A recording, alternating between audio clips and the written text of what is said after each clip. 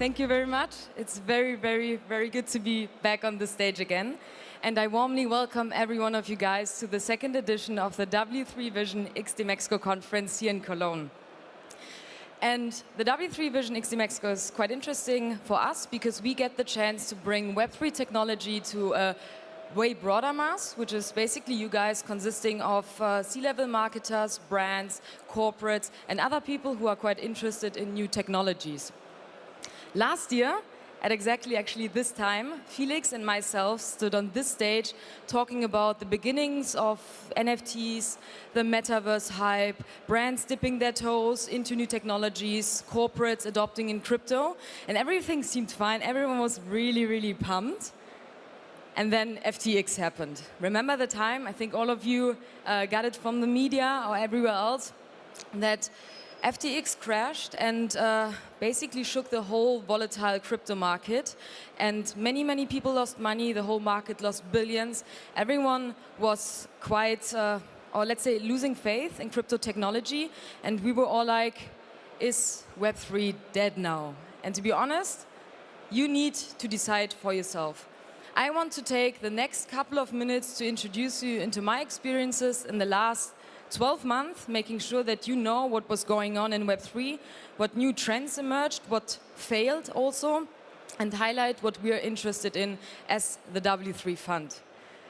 So the W3 Fund, which I'm also one of the co-founders of, is a Berlin-based Web3 fund, and we invest in early-stage startups that are focusing on real-world use cases and applications. And one real-world use cases that everyone probably got in touch with in the last year is the metaverse, which was probably also one of the most annoying words in 2022. And I guess we all remember the time where everyone was buying so much virtual land, hoping that it would increase in value because many, many people would like to also buy it. But the problem is that there was no real traction. We have data that shows that companies like Decentraland and Sandbox actually didn't have too many people spending time in their environments. So the question is rather, where do people, or especially the younger generations, actually hang out? They hang out here. They hang out in the Fortnites and the Robloxes of this world, where they meet after school, for example, play with their friends, play games, but also just interact with their environment. And they spend so much money on virtual assets, and every one of you guys who has children or has children in their family knows this. Kids love to play these games. And Roblox has 200 million monthly active users. Fortnite has 290 million monthly active users. And now imagine all of that things that kids are buying in that games, they would actually own at one point, which is currently not the case. But brands like Nike, and more specifically Nike.swoosh, are partnering with these environments because it makes sense. They want to target a new audience. They want to target the younger generation that likes to define themselves with clothes, for example. And Nike was one of the first lifestyle brands also dipping their toes into Web3, and they created a so-called .swoosh platform where you could register, get an NFT when you log in. So as you can probably see, the Vicktoria.swoosh, that is my login data, and I got a Soulbound NFT out of it, which basically means I cannot trade it, but it's specifically controlled by myself. And that gave me access to buy virtual sneakers for $20 with PayPal. And that sounds a little bit weird, especially if this is not your generation, but believe me, the next generation of kids, children, they will interact with new technologies and new hardware. So let's say the Apple Vision Pro that is merging physical worlds with digital worlds, and this will be the generation that more specifically will integrate this into their everyday life. But that seems quite consumer focused, I know. So let's give you another example. A couple of weeks ago, Siemens announced their industrial metaverse, and they're investing 1 billion euros into making sure that, let's say, problems get fixed earlier. Things get analyzed more easily before they get even built. So this is something that also applies to other corporations and industries that are not that consumer-faced like Nike is, for example. And we see there is a huge cultural shift. We have the merge of physical and digital worlds. We have a changing of behavior where people are spending way more time in virtual environments. And What cultural shift is also is once it gets adopted into our everyday lives. And one thing that all of us know is loyalty. Everyone is collecting points, everyone is collecting stamps when they get a coffee. Some people are collecting miles and more. And last year already, I talked about the Starbucks moment. So last year it was quite new that Starbucks announced their loyalty program on the blockchain, making it easy for people to interact with their brand in a digital way, collecting digital stamps that are basically NFTs to get other rewards. And the funny thing is you can not only collect these stamps, you can trade them or you can just sell them, but it was only accessible mainly in the US. But no worries, there is the Europe moment as well, with Lufthansa announcing their loyalty program together with Polygon. So every one of you who maybe flew with one of the 8 airlines from the Lufthansa group to Cologne, you can try to scan your boarding pass and get a digital trading card that you can switch into an NFT if you want to, collecting it as you would collect points, but just in a more gamified way. I don't want to say too much about this. We will have 2 people from that project on stage here in a couple of hours, so you should stay tuned to learn more about Uptrip. But that sounds like it's a new way of engaging with your customers. And this is also something that Sports Illustrated thought when they were disrupting the ticket market, creating Box Office together with Consensus, the company behind the most famous crypto wallet MetaMask. And with Box Office, you have a new ticket environment where you can include benefits such as highlights, collectibles, or any hidden stuff to the people who are buying your tickets. And now imagine buying a ticket to a conference that is taking place next year, where you can already interact with your favorite sports team or your favorite artists right beforehand. Another big thing is storytelling, which is quite important in Web3. And one company that does it really, really good is Adidas. They're one of the very first companies, with Nike and other ones, that were buying a Bored Ape Yacht Club NFT and using that NFT as their brand ambassador, including it into different stories that they're introducing their community into. And as an Adidas fan or someone who's buying their NFTs, you can really participate in their story, into their brand engagement experiences, and this is also tied to a very longer storyline. Last year, people also had all of their eyes on luxury fashion. And if you remember, Tiffany, or the NFTiff project, collaborated with the CryptoPunks to sell a real-world necklace for, I think it was 30 ETH by that time, making a very, very high luxury product. And this year, we have another big player jumping in, which is Louis Vuitton, and they are selling a physical and digital product or a suitcase for 39,000 euros, so you get both. And the funny thing about the digital case is that it's a soulbound token and you can trade it. But to be honest, you can flex with it. But what about AI?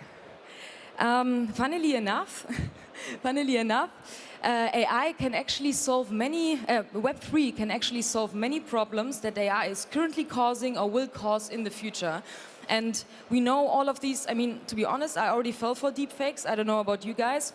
But how do we really make sure that the content that we see online is made by human beings or AI technology? And one solution could be WorldCoin, which is a company that is funnily co-founded by Sam Altman, the CEO of OpenAI, that introduced the orb, so something that looks a little bit scary, but you can scan your iris with, where you get a unique digital ID that proves that you are a unique human being. Let's talk about real-world use cases. There's a company that we invested in called Zenken that is making carbon credits more transparent and making it easier and more seamless for companies to offset their carbon footprint. If you're not a huge company but a really cool sports fan, you can also invest in athletes together with Fantium. And now imagine investing in an early athlete that needs the money but also participate in their success in the future. Actually, a new startup that we also invested in, and this is the first time ever that I'm allowed to say this, is Vertex. They're building virtual stadiums where you can, for example, experience esports competition and don't forget how big the esports market is. So big shout outs to Vertex. Oh, that was actually a video, sorry. Cashlink is tokenizing real-world assets, and they also supported Siemens, for example, to issue a 60 million euro bond provided by blockchain technology. And also someone from Cashlink, Nele, is talking on this stage in a couple of hours. So if you want to learn more about the tokenization of real-world assets, you should definitely also step by. But what about institutions? Really hit the news when the largest asset fund manager, BlackRock, announced that they want to introduce a Bitcoin spot ETF.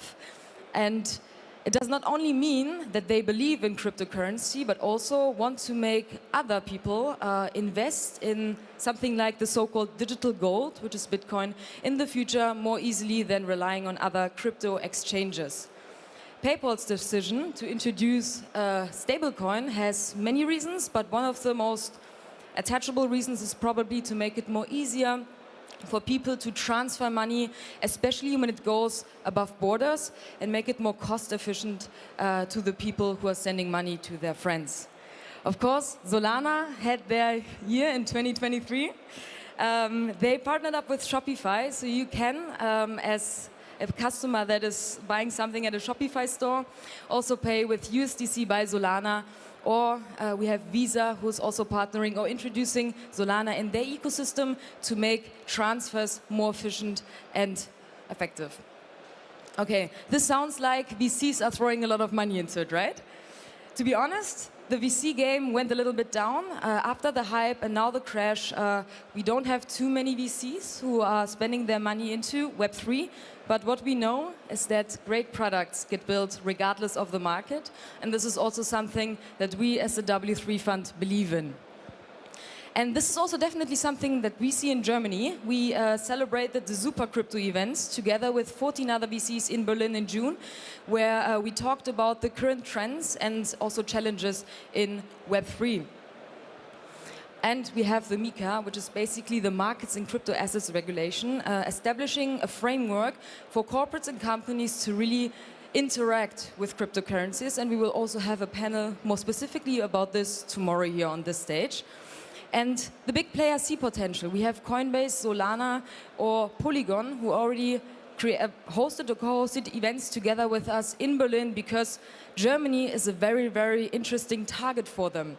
And we think that these people, especially the community, needs a home, needs a physical space. I know everything is decentralized and digital, but we create a co-working and community space in Berlin specifically for Web3 communities, brands, corporates, journalists, and everyone who wants to be part of this exchange and want to build something together. So again, these are my last words, and I'm above time. Make sure to really, if you're interested in Web3, stay on this stage. We'll have a really cool program. We have the whole area over there where you can interact and really learn something about the current trends and get your questions asked your questions. And this is the favorite slide. And the last slide, there is free beer at 6:30 from Germany's first NFT brewery. So make sure to step by to understand also what that is all about. And other than that, warmly welcome to everyone. And I see you hopefully later on that side. Thank you very much.